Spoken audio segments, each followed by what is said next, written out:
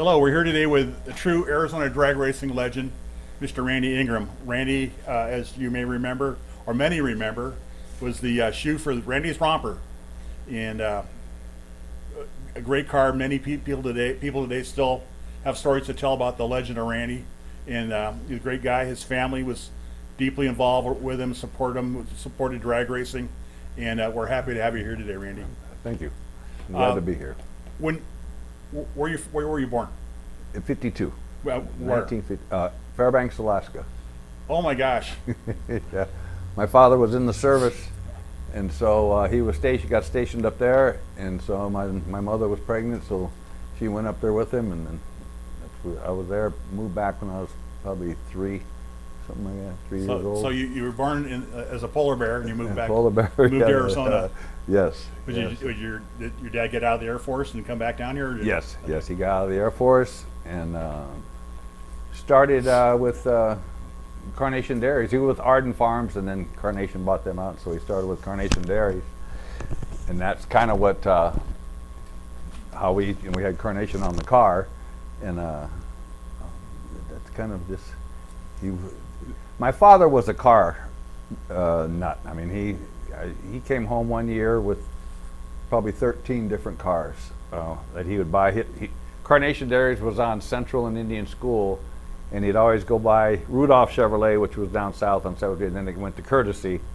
So he'd always go by, and he was friends with all of them, and he just always would come home with a car. And a few of them, my mother said you could take them right back tomorrow on that, but he loved cars, just any car, any kind. He was the car guy. He encouraged you to be a car guy. Yes, yes. Where did you go to school?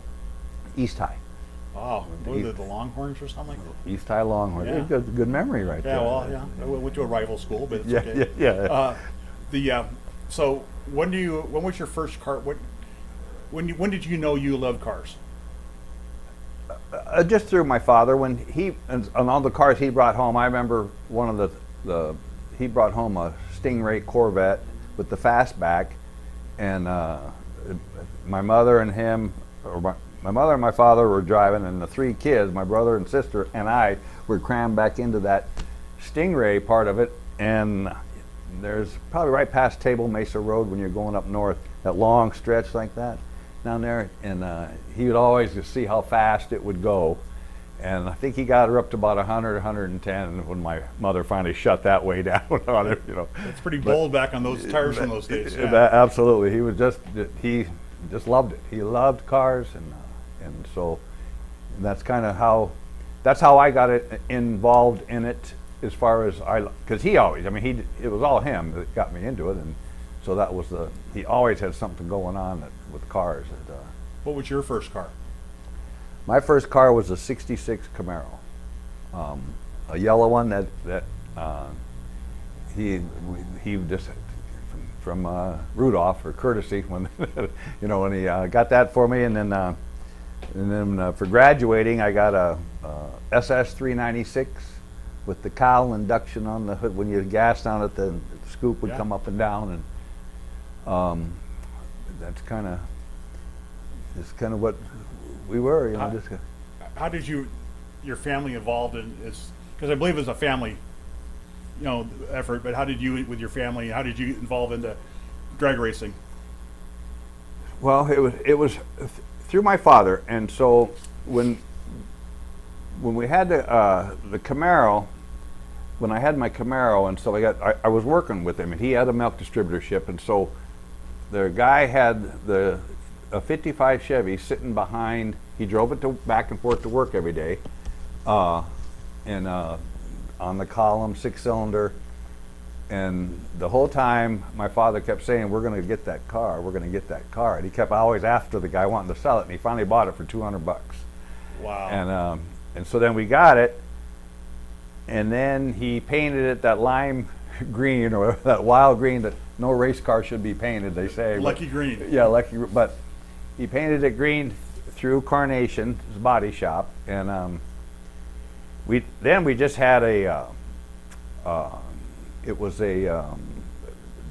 just put a V8 in it. He kind of got a V8 in it, and then through John Loper, he knew Johnny Loper through Smitty's Big Town when Johnny was the grocery manager and the dairy manager years and years back.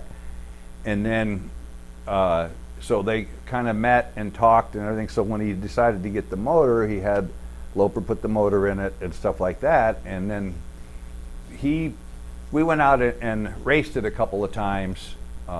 It was funny because that's when they had those diaphragm clutches at the time. A lot of times the pedal would stick to the floor. And so it was sticking to the floor when we were racing, when he was driving, and my father. And so we wired it to his foot so he could yank the lever back up. So, and I remember my mother saying that, well, what if it catches fire? What are we going to do with his foot wired to the pedal?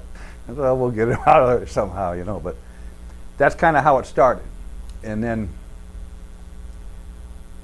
Loper, that's when everybody cruised Central, and so the car was just like a 327 carbureted motor, nothing really hot. And Loper had a Jeep that was really a real hot motor in that, and he was cruising up and down Central one time, and he rolled it. He ended up rolling it right down Central, and so there was in a big panic and kind of there might have been drinking involved. I'm not sure, but we got the car back to the shop, and so the Jeep was pretty well ruined, and so he ended up selling that motor to us and for the car. And that's kind of how we really started seriously getting into, I think Chuck Speed Center was sponsoring or kind of wrenching Bill Watley, the Watley excavating car. And Loper, I think in the back of his mind kind of thought, because he put us right in their class and I think, and they were doing real well racing also. So we kind of got into that. He kind of put us up against them. That's how I met them, kind of going against them. But when Loper took us out there, and so my father ran the car, and so then John said that I was 16. I was only 15. I wasn't even 16 yet. And but Johnny told the people at Beeline that I was old enough to drive, you know. So and they didn't ask for, if Loper said it, you could do it. And there's a bunch of trouble right there. yeah, absolutely. So anyway, they said if they ran it, well, Loper made a pass on it, and he went 1272 is what the time was. And on my first pass, I went 1262. And that would have been about what year? That was in 67 maybe. Wow. Maybe 68, somewhere right around Pretty there. healthy pass for those days. Yeah, it was, and I mean the motor was, he had it all tricked out. I mean it was really a nice motor. So then they said, okay, Loper even said, he goes, you don't need any more teaching, you can beat me, so go. Well, from that point on, for probably 6 months, every run I made, I missed a gear. Every run. People would fight to get into staging to race me because they knew I wouldn't hit that gear. You know, I just always miss it. I don't know how my father could stand it. He never did. He never said anything. He just kept plugging away. But they're coming into the racing, and so we finally, one day, I hit all the gears, and then things started kind of rolling, and we were okay. We would win some races, but a lot of times Watley's would beat us and stuff like that. We kind of as the local scene, you know, we weren't doing any traveling at that time yet, and but once we started getting better and everything, and then we kind of ended up having a falling out with Loper, or just we weren't going in the same directions. So then we went over to Chuck's, and when we got over to Chuck's, we met a guy named David Braswell, and he was building carburetors at that time. He would take I think a two-barrel carburetor was about 250 CFM, something like that, and he almost made it look like injectors. He had two little tubes coming out of it, and it made it up to about 500, but it was still classified as a two-barrel. So and then he made an adapter to go from the two-barrel carburetor to a four-barrel manifold, and we went out then, and the first time out with that carburetor in that class, we set the record like a second and a half faster, a second and a half, not just a tenth. I mean, it was because nobody had that big of a carburetor, you know, as far as but it was legal. We had protests and stuff, but Braswell brought a lot of engineering to carburation to racing, not drag racing, but also round track racing. He's been was instrumental in carburetor development. Oh, in yeah. the early years, Absolutely. especially with the HRA, because they had the different formulas. And the formula, I think it's Formula 3 was Formula, two-barrel class. Formula 3 was two-barrel, and yeah. so if you had Formula 2 was a 4-barrel, and Right, Formula right. 1 was 2 4s. Right. So you could actually go to the races with a different top speed Donoram and Every time, say, yeah. well, what do I want to race? So it's What class? What class Yeah. am I going to? It was always weight to cubic inch, so it kind of That was the equalizer. yeah. With the two-barrel, you had a great time running that. And That's when we set a bunch of records, and so at that time, and then Chuck was a very good, and he would push to get in because he had Watley's car. Then Watley's, when we came over there, Watley's went elsewhere, and we kind of bounced around, But with Chuck is when we had probably most of our success, I would imagine, is when Chuck Speed Center was going there, and Jerry Miller was he did the suspension. He's the one that put the axle on the front end of the 55, and did that, and by this time we had the Loper motor probably blew, so we ended up, but we kind of got into that whole. We were at the top of the game, kind of like that at the time, and we were winning a lot. It was and so we started traveling and going around and stuff like that. So that's what I was going to ask you was, I remember that you big in the HRA Yes. circuits. I remember you raced in California a lot, and so you probably down to Tucson, and I'm sure that, where else did you Green Valley or We went Green Valley, Texas, and there was a track in Colorado, up in Denver. I can't even remember the name of that. And Continental Divide or something like that. I think that was it. Mm-hmm. And I drove. In the with all that racing, I made friends with Watley's and a lot of them guys like that. So there was times when if my car was broke, Bill Watley would ask me to drive his car, and we went to Denver together and won that race up there with me driving his car, and there was another guy that Bill had it drive it at that time was Dwayne Jacobson, and he always raced with that pipe, and when he finally crashed one time, I kind of thought he'd swallow that damn pipe if he, but he didn't, thank goodness. And but anyway, that's how I kind of got to know Bill and them, and that's how we started traveling, and then we got to be.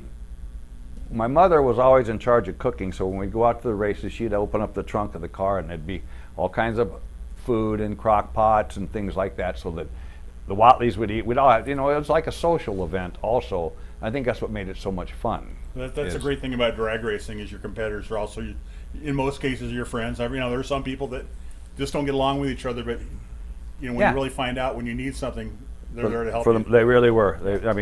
We would go. Bill Watley was probably my best friend at out of that whole. But I met so many. Trip Shoemake was he worked for Chuck, and then he drove when we bought our second car when we had the Camaro. Trip jumped in the 55, and I was trying to develop that Camaro. And tell us about the Camaro. It was like a 70, 71? It was a 71. We got that through Courtesy Chevrolet, and got a real good price on it. Just kind of cost deal, and we started promoting it.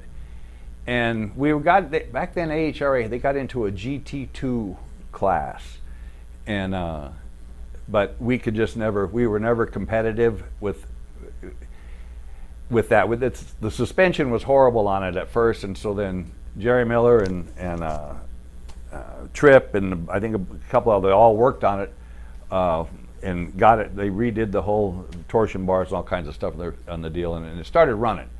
And we finally, at that time, we finally hit 980s in that car, and that's when that was fun to drive. Never did win much with that car, but it was fun to drive and it was fast. So that was, if I remember, that was the early 70s. Very early 70s. Yes. And it was a beautiful car. Yeah. Oh yeah. And it turned a lot of heads. That was for sure. Yeah. I remember it was like the whole world went, wow. It You really intimidated people because your success you had with the With the Tri-5, 55, yeah, with the 55, it yeah. was. I got the. That's where the 55 was the car. I mean, and then the name was kind of goofy. I never really liked the name, but How'd that come up? Tell us about my it. parents just like, my parents and Loper, we're talking, and let's just call it Romper, and then it ended up like that. And my father was, he promoted me very well and everything. Smart man. Yes, yeah, he was, and he loved it. I mean, he just loved the Your dad's racing. name was Ken. Ken, yeah, Ken. He's in the Arizona Drag Racing Hall of Fame. Yep. That's for those reasons. Yes, and so that's kind of how we ended up, kind of with all those friends, with the Watleys and them and the Goosicks. We were all racing. They did a lot of drag, so we were door slammers. The Camaro, we had those two 1050 Dominator carburetors, and nobody could ever get them to run. I mean, nobody could get them to run. And at this time, now we were at Rundle's shop out in Tempe, and so he ended up getting them things kind of working, and that's how was able to get into the nines. He's a smart man. Yeah, He was another Joe. between Loper, Chuck, Rundle. There were three people that really knew their stuff. Oh yeah. It was just those were great cars. Oh yeah. When did drag racing stop being a thing for you? Probably in like 74 or 75. I ended up, I got my own business. My father helped me get into the milk distributor business. So, and at this time now I'm 21, 22 years old. I got a house, I got married, and then I got a baby. And that's when the wife started kind of reality set in. Well, I don't want you getting killed if this and that, which there was never any thought of that before we ever raced. But that kind of stopped. And with the business, I was trying to kind of go on. Racing got so expensive. We were us and Watleys at that time had first to get aluminum heads, and those were very expensive, and aluminum rods. All that stuff kind of all came about through all these guys with Rundle and Chuck and John and all them. They were always on top of it, and so it just ended up kind of shutting it down and just it got expensive, and we really never had a major sponsor. Mostly my father pretty much foot the bill, and Your dad worked hard though. I mean, what he did. Absolutely, he was a milk distributor. He spent a lot of hours working as well. A lot of hours working, and he worked hard. I mean, I owe everything to him for that, just for life, basically. Yeah, if anybody that's ever known has done that, Yeah. like you did, this. Yep. There's not enough time in the day. Plus, you want to try for him to have a race car for you, do all that. I mean, Yeah. it's like Oh man, yeah. burn the candle from both ends. He burned it up. But when we finally shut it down, it was like, I think Watley's probably, Larry Spitali ran for them for a while, and I think they won the championship one year with him behind the wheel, and then they kind of closed it down too. Same thing, it got expensive, and if you didn't have a major sponsor, it would just, but everybody that I met then, we all kind of started into boats, and then we got in, with Rundle was a boat guy too, and so then we got into, my father got out of the milk business and started working for a Husqvarna dealer, and so he used to run bikes with Rundle and that gang. All they started racing, or not racing, but just over the desert racing through there with all the Schumans and a lot of those guys that they all meet knew. up at the end of the day and right out in the desert. Just go out and race around out in the desert. Yeah. So we ended up with the friendship of about 10 or 15 different individuals just through racing that we still meet today. Yeah, it's, that's one thing. I mean, it really is. It's a strong family. I can certainly appreciate what you're saying. Before we move on, I want one question I'm dying to ask. What happened to rent the 55? I don't know. Supposedly, okay. Supposedly, somebody from Tucson, I think, that one time bought it, and then, but I never could figure it out. And right now, Jerry Miller, I talked to him last month. It's something he thought he had an eye. He thought he knew where it was. Well, so ironically, it's supposedly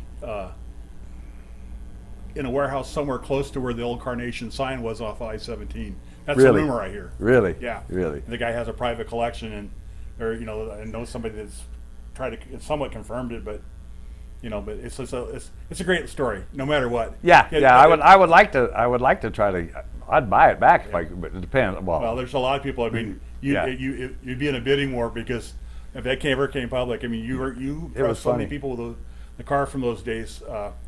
I know a couple other people that said, "Oh, I should like to buy that car." Yeah, it was yeah. just it was a It was, icon car. it was, yeah, it really was. It was just a 55. Like I said, if you would have seen it when we first bought it, it was all chalked out, 6-cylinder in it, and then it turned out to be what it was.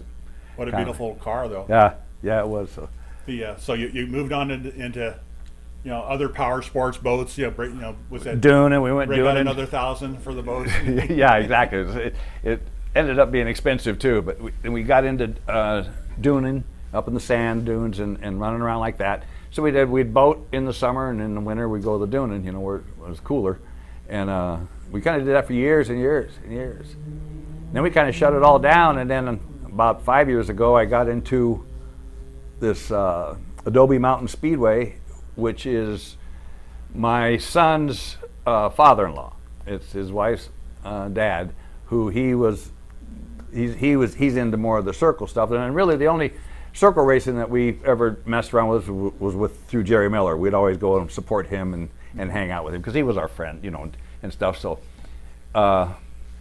anyway, we got this it was a go-kart track that we kind of bulldozed and made it into a 5th-mile oval, and we run those micro sprints now, and go-karts and motorcycles. And So you have flat track motorcycles, and the micro sprints, which are got an Ecotech engine or some kind of GM. the Ecotechs are in the midgets. And the midgets, okay. In the midget, they have the Ecotech midget class. That's about as big as we can run, and then with that small of it, we need a little bit bigger track for. So what I've watched a race. Oh, okay.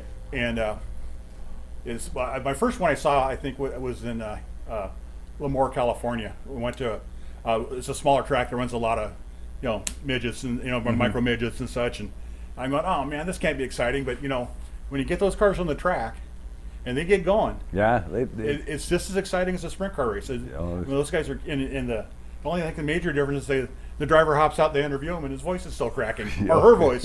Got a lot of great young people coming up through that. Very, very young. We promote the youngsters. We always have carts for kids. We come out, and there's a gentleman from up north that comes down from Camp Verde, and he brings 4, 5, 6 go-karts, and people can come out and run them for free. And he lets them. He teaches. We have a class where he teaches them the different, flag colors and what it means when the yellow comes out, and then they walk around. We go through about an hour orientation on that, and then they start letting them drive them. And it was funny because with the real little ones, they get going and they won't stop. So we ended up putting a little kill switch on their helmet, so when they'd go by, we'd slap it, and then the motor would stop. Sounds like one of my kids when they were young. Yeah, there you go. So he's having so much fun. Yeah. So, I mean, Ted Williams is my son's father-in-law, and he's the one. I mean, he's the brains of the whole thing. He just kind of asked me to come along with him, and I said yeah. So. Well, I think it's great. City the size of Phoenix, the 5th largest city in the nation now, and that's really the only consistently running circle track we have, and it's really sad. It really is. That there's not more. But the good thing is, it's great entertainment. It's on 43rd Avenue, just south of Pinnacle Peak Road down just south of the water park there. I highly recommend that somebody wants a little dose of old. It's new technology, but old school racing. Yes. And it's a lot of fun to watch. And I really you have a website, and I really recommend people go out there and watch that. The big thing is that it's the cars all have mufflers on them, and it's it's amazing how well it coincides with all the neighbors. There's always somebody who might want to complain. There's always somebody, but it's not bad, and we go great pains to mufflers. The exhaust turned down, and they have to run the mufflers. We got spotters about 3 times a year when we're racing. We take noise tests to see how many decibels is going out to the neighbors. So we're legal. I mean, and they're certified. So we're all certified. And then one of our biggest things was that we discussed earlier about Lennar Homes bought that property kind of close to us over there, and the first thing we thought was, here we go, because supposedly that's supposed to be, there's all buyers are supposed to know what's over there between the ballpark, the water park, the Disclosure. go-kart, Yeah. and supposedly is not supposed to be a problem, but you never know. So you're on state trust land there, I believe, or the county or It's- state? Yeah, county. County. It's county in It's the flood. floodplain. It's in the floodplain. Yeah. And So, I mean, you have a contract still for a while. Oh yeah. So the For a the long great time. thing is support it. I mean, we had a moment there where we thought we were going to lose Firebird, Wild Horse Pass Firebird Raceway. And once again, the city the size of Phoenix needs to have a drag strip. We need to have a circle track, and it's such a great incubator process for all the cars that you run there. That's the step for the people kids grow up, get a chance to ride drive a midget or a full size midget, a regular midget, or a sprint car or a late model stock car, but they got to start somewhere. And so what the people, everybody listening, and all your friends, support your local racetrack, whether it's a drag strip, circle track, because once they go away, they're hard to bring back. Oh man, yeah, they're real hard. It's They're a real hard. rare thing to see anybody build a new one. That happens, but not very often. No. So what do you want to anybody you want to remember, or say what was your in racing or the? Oh no, I mean we had. Probably the most fun we ever had is after every race, even if we wanted to kill each other as competition, we would always get together and we cook tacos. We'd make tacos. It was a taco feast.